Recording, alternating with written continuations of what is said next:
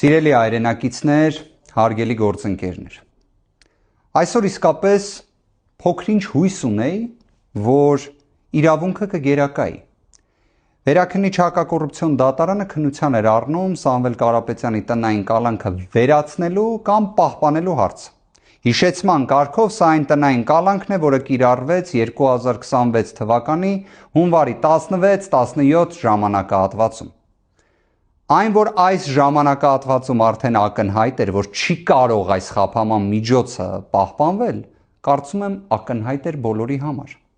Մի քանի իրադարձություն տեղի ունեցավ այս կարճ ժամանակահատվածում։ Սամվել Կարապետյանը այլևս հանդես է գալիս որպես ուժեղ Հայաստան կուսակցության նախագահ։ Հայաստանի Հանրապետությունը այլևս գտնվում է ընտրական գործընթացի մեջ, քանի որ Հանրապետության նախագահը փետրվարի 6-ից 7-ը ընդունեց արդեն համապատասխան հրամանագիր ընտրությունների վերաբերյալ։ Այս ժամանակահատվածում առանց իրար հերթ տալու, նույնիսկ այսօր նաև Նիկոլ Փաշինյանը խոսում են Սամվել Կարապետյանի խոսքի ազատության մասին, որ Սամվել Կարապետյանից իբր ցույց են տալիս, որ իրենց վախերը պակասել են։ Փոխարենը ինչ եղավ այսօր։ Հերթական անգամ ապացուցվեց այն, որ օրվա իշխանությունները վախենում են։ Քաղաքական հետապնդումը չափ ու սահման չունի։ Իսկականից, բայց չափ ու սահման չունենալը ո՞րն է։ Այլ կերպ էլ ո՞նց է լինում իրավունքի նկատմամբ ծաղրը։ Այսօր ներկայացված բողոքների վերաբերյալ վերաքննիչ հակակոռուպցիոն դատարանի որոշումը անկեղծորեն ինչպես պետք է բնութագրվի, երբ արդեն նորից եմ ուզում ընդգծել, մենք գտնվում ենք ընտրական գործընթացի փուլում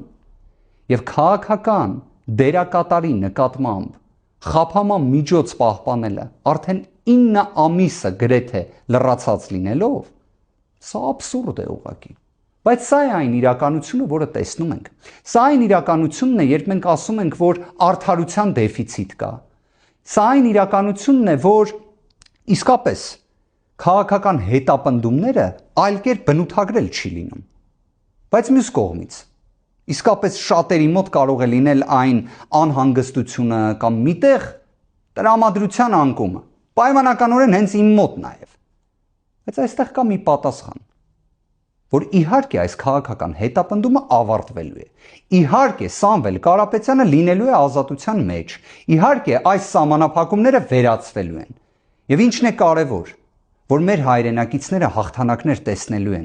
որ այս անարդարության մթնոլորտը չի լինելու։ Եվ դա է նաև հենց հանրության ակնկալիքը, օբյեկտիվ ակնկալիքը, լեգիտիմ ակնկալիքը, որն էլ իհարկե պետք է կատարածվի։ Եվ հենց նաև այդ խոստումն էլ Սամվել Կարապետյանը փոխանցել է մեր հանրությանը։ Վստահաբար, սիրելի հայրենակիցներ, հարգելի գործընկերներ, որևէ վարքյան չկասկածեք։ Հաղթանակները